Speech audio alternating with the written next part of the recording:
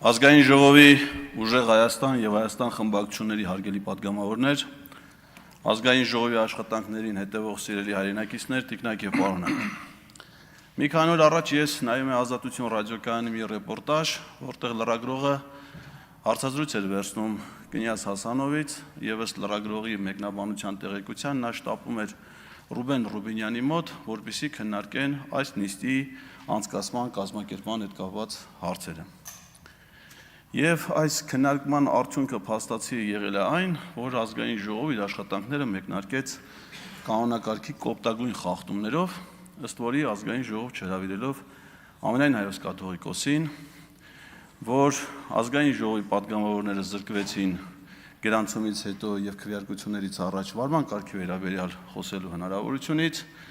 որ ազգային ժողովի պատգամավորները զրկվեցին իրենց իսկ բառերով, իրենց իսկ խոսքով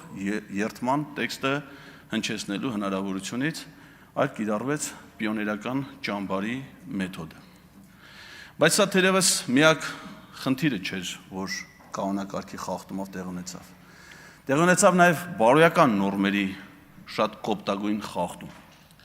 Ես հետևել եմ 2021 թվականի առաջին նիստի մեկնարկին, երբ Կնյազ Հասանովը նիստը բացելուց առաջ խնդրեց 1 րոպե լռությամբ հարգել հայրենիքի պաշտպանության համար զոհվածների հիշատակը։ Ոնց որ թե պարոն Ռուբինյանի հետ քննարկման արդյունքում այս անգամ նման որոշում չի կայացվել։ Բայց լինելով հայ ժողովրդի ընտրյալ զավակներ եւ մեզանից յուրաքանչյուրը ներկայացնելով այստեղ ողջ ժողովրդին, մենք չենք կարող այդ խնդիրը թողնել Ռուբեն Ռուբինյանի կամ Կնյազ Հասանովի հայեցողությանը։ Տիկնայք եւ պարոնայք, Հայաստանի Հանրապետության եւ Արցախի Հանրապետության ազատության, անկախության, հայրենիքի պաշտպանության, բոլոր պատերազմներում, բոլոր մարտական գործողությունների ժամանակ, ինչպես նաեւ հայրենիքի պաշտպանության բոլոր դրվագներում զոհված զինվորների, գեներալների, սպաների, երկրապահ կամավորականների, աշխարհազորայինների հիշատակի համար 9-րդ գումարման Հայաստանի Հանրապետության ազգային ժողովում հայտարարվում է լռության րոպե։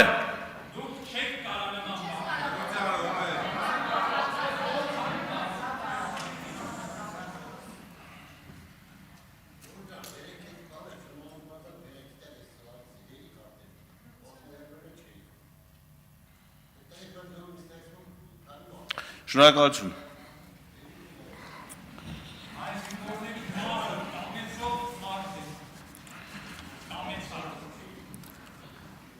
Իրավաբանության մեջ կա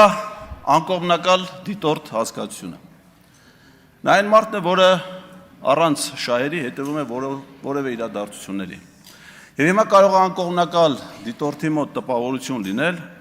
որ Հայաստանի ազգային ժողովում տեղի ունենում ազգային ժողովի նախագահի ընտրություն։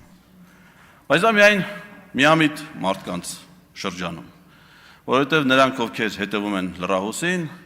քաղաքական եւ միջազգային իրադարձություններին,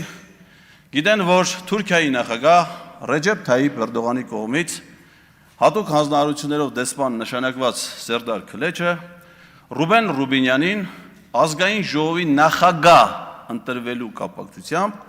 շնորհավորել է դեռևս 2026 թվականի հունիսի 25-ին։ Այսինքն սահմանադրական դատարանում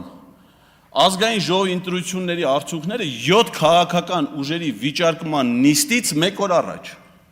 Դա նշանակում է, որ Սերդար Քլեչի համար արդեն պարզ էր, թե սահմանադրական դատարանի որոշման արդյունքները, թե Ռուբինյանի ընտրության արդյունքները։ Որպես այս դահլիճում գտնվող միակ նախկին դեսպան, ասեմ ձեզ, որ դեսպանները հանրային խոսքում ինքնագործունեությամբ չեն զբաղվում։ Նրանք մշտապես արտահայտում են իրենց պետության ղեկավարի եւ կառավարության դիրքորոշումը։ Եվ ես տպավորություն ունեմ, որ հունիսի 7-ի ազգային ժողովի ընտրություններից հետո Ադրբեջանի եւ Թուրքիայի միջև Հայաստանում իշխանության վերահսկողության աշխատանքի որոշակի բաժանում է կատարվել։ Կառավարության ղեկավարումը վերապահելով Ադրբեջանին, Ազգային ժողովի ղեկավարումը վերապահելով Թուրքիային։ Ես ավելորդ չեմ համարում հիշեցնել, որ ընտրություններից հետո, երբ որ կենտրոնական ընտրական հանձնաժողովը պետք է հրապարակել ընտրությունների վերջնական արդյունքները, առաջին արտասահմանյան պատվիրակությունը, որ եղել է Հայաստանում, դա եղել է Ադրբեջանի նախագահ Իլհամ Ալիևի կողմից նշանակված իր օգնական անվտանգության հարցերով Հիկմետ Հաջիևի այցը Հայաստան, Տավուշի մարզ եւ հետաքրքիր զուգադիպությամբ այդ ժամանակ Տավուշի մարզում է գտնվել նաև Հայաստանի վարչապետ Նիկոլ Փաշինյանը, իհարկե պաշտոնական որևէ տեղեկություն չկա նրանց հանդիպման վերաբերյալ։ Իսկ եթե այդպես է, իսկ իմ կարծիքով դա այդպես է, հետաքրքիր է թե Թուրքիայի ընտրությունը չի կարող կանգնած լինել Ռուբեն Ռուբենյանի վրա։ Այստեղ խոսվեց նրա Թուրքիայում հետազոտական ծրագրերում ներգրավվածության մասին չեմ ուզում մանրամասնել,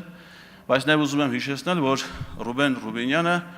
ապօրինի կերպով խախտելով Հայաստանի սահմանադրությունը եւ օրենքները ստանձնել է հայ-թուրքական գործընթացում Հայաստանի կողմից պաշտոնական բանակցի գործառույթները։ Մեր երկրի սահմանադրությամբ արտաքին քաղաքականությունը իրականացնում է կառավարությունը եւ կառավարությունը այդ քաղաքականության համար պատասխանատու եւ հաշվետու է ազգային ժողովի առջեւ։ Հետեւաբար ազգային ժողովի падգամավոր, այն էլ ղեկավար մարմնի ազգային ժողովի փոխնախագահ որևէ պարագայում իրավունք չուներ իր վրա ստանձնելու գործադիր իշխանության ֆունկցիաներ, առավել ևս որ դրա համար չկար որևէ իրավական ակտ։ Հայաստանի վարչապետը Ռուբեն Ռուբենյանին որևէ իրավական ակտով որևէ պաշտոնում չի նշանակել։ Եվ նա փաստորեն ինքն իր առողջությամբ տապալել է Հայաստանի սահմանադրական կարգը, խախտել Հայաստանի սահմանադրությունը, ընդ որում, ինչպես նշեցին մեր գործընկերները Հայաստան Դաշինքի падգամավորները, առանց արդյունավետության, որովհետև ես հիշում եմ, որ Քլեշն ու Ռուբենյանը հայտարարել էին, որ 2023 թվականի հուլիսի 1-ից հայ-թուրքական սահմանը կբացվի դիվանագիտական անձնագիր ունեցող Հայաստանի քաղաքացիների եւ երրորդ երկրի քաղաքացիների առաջ։ Այս դահլիճում շատ կան դիվանագիտական անձնագիր ունեցող քաղաքացիներ, կարծում եմ նրանց մեջ շատերը կլինեն, որ կցանկանան Թուրքիա գնալ Մարգարեի անցակետով, բայց դա հնարավոր չի։ Իսկ հիմա ոչ թե 2023 թվականն, այլ 2026 թվականն, այսինքն 0 արդյունավետություն ապօրինի գործունեության իմաստով։ Ռուբենյանը նաև Թուրքիայում եղել է Թուրքիայի արտգործ նախարարության կողմից Անտալիայի դիվանագիտական ֆորումին, նրանց կողմից կազմակերպված, ընդ որում ոչ մեկ անգամ։ Իդեպ այստեղ փոխադարձություն երբեք չի գործել, որովհետև դրանից հետո Հայաստանի արտգործ նախարարությունն էլ է կազմակերպել Երևանյան հորիզոններ համաժողովները եւ որին ոչ մի թուրք պաշտոնյա, այդ թվում եւ Սերդար Քլեչը մասնակցություն չեն ունեցել։ Շատ են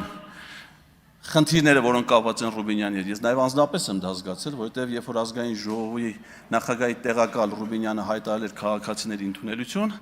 ես 5 անգամ ներկայացել եմ այդ ընդունելությանը մասնակցելու համար եւ ոչ մի անգամ այդ ընդունելությանը չեմ արժանացել իմ հանդեպ խտրական վերաբերմունք ցուցաբերելու գործով։ Տեղեկացնում եմ ազգային ժողովին, որ իմ հետևողական իրավական գործընթացների արդյունքում վճռաբեկ դատարանի որոշման հիմքով Քննչական կոմիտեի Արաբիրի քննչական բաժնում նախաձեռնված է քրեական վարույթ եւ ես սպասում եմ առաջիկայում գլխավոր դատախազին ազգային ժողովում, որը մեր համաձայնությունը կխնդրի Ռուբենյանին որպես մեղադրյալ ներգրավելու եւ կարծում եմ նաեւ խափաման միջոցի միջնորդությամբ։ Իսկ արդյոք մեր այսօրվա հերոսը չունի որևէ առավելություն իր կյանքի ընթացքում։ Ես գտել եմ նրա կյանքում մի կարևոր իրադարձություն, որը կարելի է առավելություն համարել։ Դա այն է, որ 2016 թվականին քաղաքացիական պայմանագիր կուսակցության կամավորական ջոկատի կազմում նա եղել է ապրիլյան պատերազմի մայիսյան մասնակից։ Եվ մեկնել է Արցախ, հաշվառված է եղել Արցախի պաշտպանության բանակի Մարտակերտի ուղղությամբ տեղակայված զորամասերից մեկում եւ հայկական բանակի համազգեստով զինված կերպով իրականացրել է մարտական առաջադրանք։ Ես կարծում եմ, որ այդ ժամանակ երիտասարդ Ռուբեն Ռուբենյանը դարել է հայրենասերական մղումներից դրդված եւ դա շատ գնահատելի արարք է ցանկացած մեկի կողմից կամավորագրվել հայրենիքի պաշտպանությանը անկախ մարտական գործողությունների ինտենսիվությունից կամ ժամկետներից։ Բայց պարզվում է, որ Ռուբենյանը նսեմացրել է իր այդ իմ կարծիքով սխրանքը եւ նվիրական ծառայությունը, որովհետեւ նա այն տարածքը, որտեղ իրականացրել է մարտական առաջադրանք, հիմա համարում է ադրբեջանական տարածք դեռևս 1991 թվականից։ Այստեղ խնդիր է առաջանում, մարդը ուզում է դառնալ Հայաստանի ազգային ժողովի նախագահ, նա ռազմական հանցագործ է, թե պետական դավաճան։ Որովհետև եթե նա իր ծառայության վայրը, որտեղ համարել է հայրենիք ու պաշտպանել է դա, հիմա համարում է ադրբեջանական տարածք, դա դավաճանություն է։ Վերջացրեք, պարոն Ղազարյան։ Շնորհակալություն։